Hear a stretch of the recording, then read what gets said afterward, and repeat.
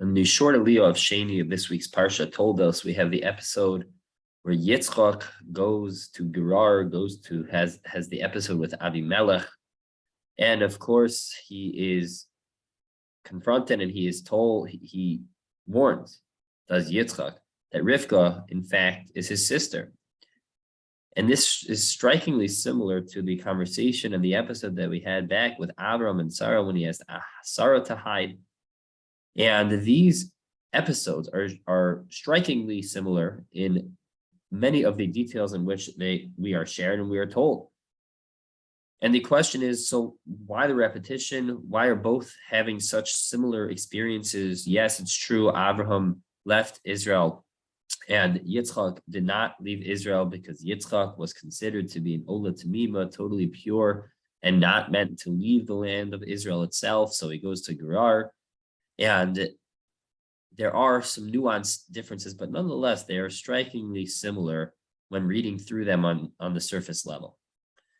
I saw a profound explanation by one of the great experts in outreach and Jewish outreach and beginner education, Rabbi Ephraim Buchwald, who explains as follows. He says, we have a principle of Maisa Avos Siman Laban, and we have a principle in which the actions, in which the episodes of our forefathers were a siman, were a sign for what is to come later in history for their children, for the children of the Jewish people, the children of the Avos, the children of Avram, Yitzchak, and Yaakov. We have this concept of Maisa Avos Siman Laban.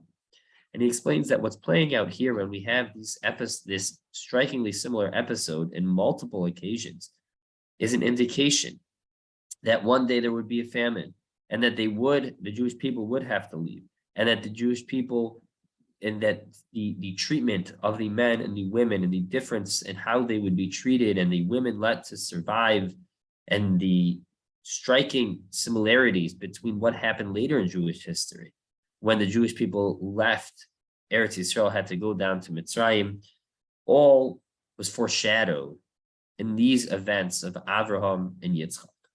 And this is yet another ramification, another episode of what we know as Maisa Avos Siman Laban. And so when we read through each story, we know that no story is wasted, and we know that so much of Jewish history is reflected as to what happened in a microcosm to our Avos, and that it's something that we look to the Torah for guidance no matter what situation we find ourselves in.